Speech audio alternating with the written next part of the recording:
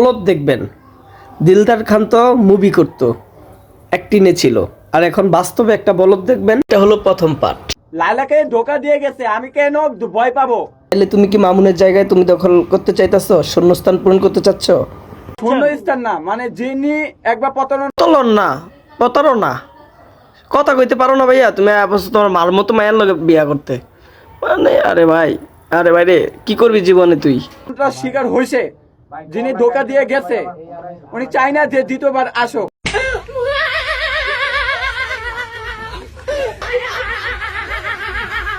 মন জয় করুক লাইলার, কারণ এটা কিন্তু আবার মার বয়সী পোলায় আবার কয় লায়লা।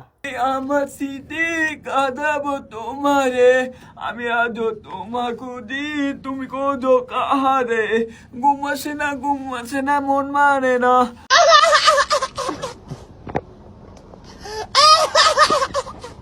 তুমি খুঁজো কাহারে, তোমার যে টয়লেটে ধরছে, তুমি জানো নিজে।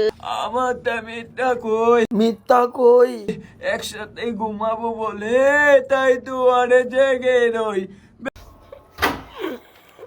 আমি যদি পাইতাম একটা চটকা না মাইরা কিছুই করতে পারতাম না, চটকাইতে দাঁত ফালায় দিতাম। ফাজিল কথাকার, মার বয়সী মেয়ের লগে আইছস প্রেম করতে।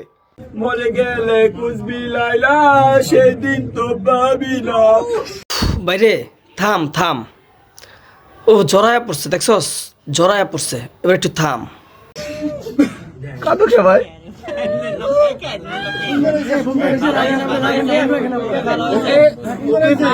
হালায় যদি অভিনয় যাইতো, নির্ঘাত হালায় অ্যাওয়ার্ড পাইতো।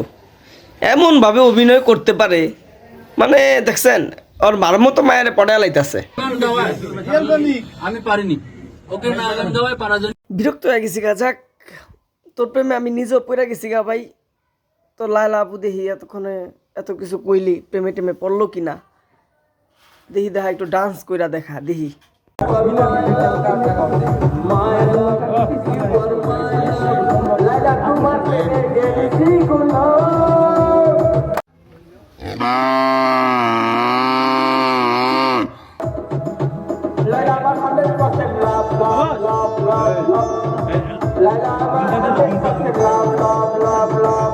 এটাই বাস্তব, হ্যাঁ।